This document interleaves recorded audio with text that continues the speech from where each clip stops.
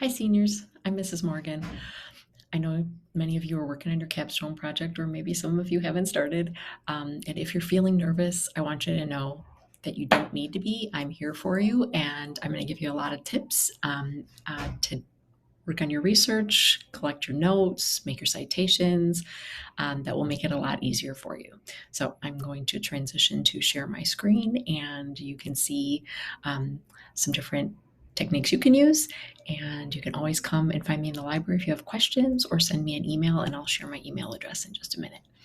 All right, hold on. All right, so you're working on capstone research. I'm Mrs. Morgan. I'm the lit at our school at ACMA. I am the library and instructional technology teacher. My office is in the library, so if you ever need me, you can find me there. And you can always email me at dawn_morgan@beaverton.k12.or.us. If you have questions, you need help, you want to make an appointment, we can do that. All right, so starting your research. The internet is a little bit of a scary place to do research. But when you start, you want to gather background information so you can conduct a good search. You have an idea of what it is you're looking for. You want to search using keywords. Don't type in questions because it'll search for every word that you enter. The more words you enter in, the harder that the computer has to work, and the less likely your results are going to be what you're looking for. Try to use academic language. Don't use slang. Again, that's going to give you results you probably aren't looking for this project. When you search just basically online, maybe using Google, remember, Google's not a source for information. It searches for information. That's important. Don't ever cite it as a source. Wikipedia, not a reliable source, especially for when you're doing research for school, so stay away from that. But if you are looking just generally online, you might find some good results, websites, news sources, journal articles, books, ebooks, maybe even primary sources like interviews. But you might also find personal blogs, social media posts, and sites that are for entertainment, or maybe even parody sites that are kind of making fun of something or are meant to be a joke. So be careful, because a lot of what is on the internet is not really from a reliable or trustworthy source. So when you're looking at something that you found online yourself, be sure that you evaluate it. And there's a method called the radar method. This is it. And you would want to go through anything that you would find that isn't on one of the internet databases for school. So if you just were searching online yourself, you want to ask yourself some questions about it. So first of all, what's the rationale? Why did the writer publish it? Were they doing it because they wanted to inform people? Or are they just doing it for fun? Are they trying to sell something? What kind of an authority are they? Who are they? The person that wrote it? What are their credentials? Do they work for a reputable organization? Are they actually a writer or a researcher? Or do they work in the field that they're writing about? Date, when was it published? Is it recent? Is it super old? Then maybe it's not as pertinent to what you're doing. Accuracy, how accurate is their information? Do they cite their sources or make references to where they got their information, or are they just writing their own opinion? Do they cite their sources correctly? Are there other people who have reviewed it? Are there editors to whatever their article is? Those are important things to kind of know whether or not they're a credible source. And then relevance. How is the information relevant to your project? Is it really something you want to include, or can you just kind of skip over it and keep looking for something better? All right. One way to avoid having to do this or wonder if things are credible or not is to use the library databases. We have lots of good databases that Beaverton gives us, and they pay for those for us. There's a shortcut that you can get to them right here, bit.ly/, this is important, make sure they're capitalized, BST research. And that's a shortcut to get to where you'll see all the different databases that you have access to. There's encyclopedias and reference books, there's journal articles, news stories, primary sources. And the benefits of using these over just searching the internet randomly is all the articles are curated. You can trust them all. excuse me, you can easily create your citations. You can easily save articles to your Google Drive and make notes, and it's available to you 24 hours a day, 7 days a week. So just a few of the article or the databases that I felt were probably the best ones for what you might be looking for were Fine Arts and Music, really good for your capstones. Learn 360 videos, you might find some interesting videos there, and the high school Galen context. Any of those would be good places to start looking.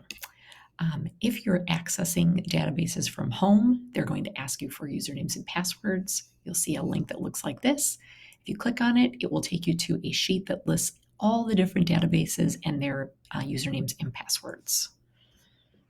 So here, I'm going to go out of this for 1 second and I'll show you what I mean. So you could also go to our academic page, go to the library resources for ACMA, and click Start Research. That's another way to get to this. So here's all our sources, database sources, and there's passwords. So if I click on this, it will open up and give you that sheet that lists all your passwords. So remember that when you're at home. All right.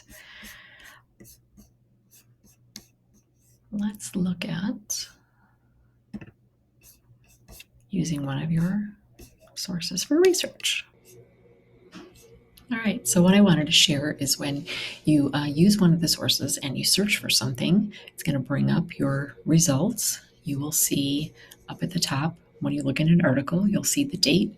You'll see some helpful links. You can translate it. You can change the type size. You can listen to it. This doesn't always work for me. And you can also use a highlight and notes feature, which I'm going to show you in a second. Up in the top right above the article itself, you'll see the Google Drive symbol. If you click on that, it will save the article to your Google Drive. I would say that if you're going to do that, I would take some notes, maybe make some highlights before, and that will save them for you.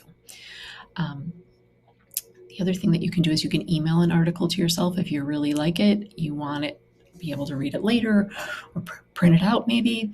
You could email it to yourself, or you could download it or print it.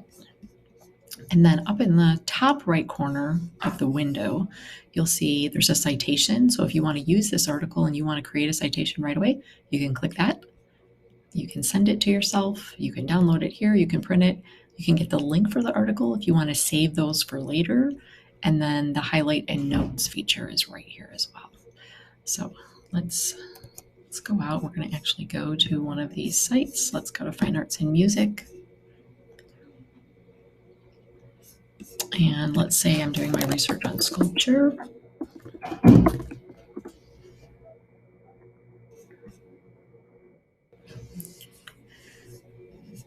And you can see that right here, it's giving me my results. So I have magazine articles. Wow, there's a lot. I might want to narrow my scope down. I might want to put in another keyword.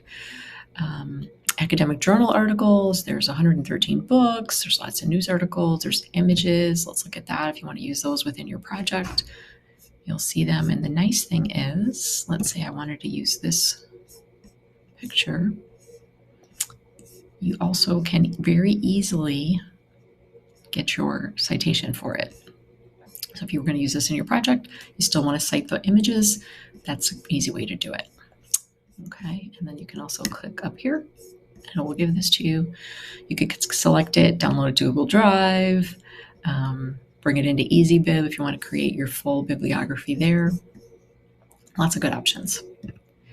Okay, so let's go back. Let's see, I want to look at sculpture gardens. I narrowed it down a little bit more. I could filter my results by subject. I could filter by date. Let's try that. Well, maybe I want only articles within the last year. So let's go to, it's probably really going to narrow it down. Okay, so it does. It well, really didn't give me what I wanted.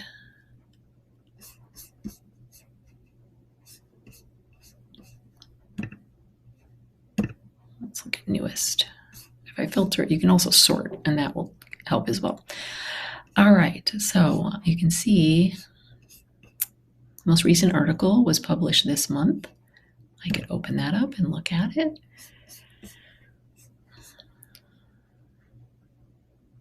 All right, so if this is something that I would want to use and I wanted to take some notes, hope I haven't done it yet. So I'm going to go into my article. Let's say there's parts I want to use, make some notes. I can add a note here. I can highlight it. Click save. I'm just going to do a couple random sentences just so that you can see how this works. Okay. Now if I go up and I look at my highlights and notes, it shows them to me. I can view all of them if I want. And the other thing that I can do, I can come up here and I could say send to Google Drive.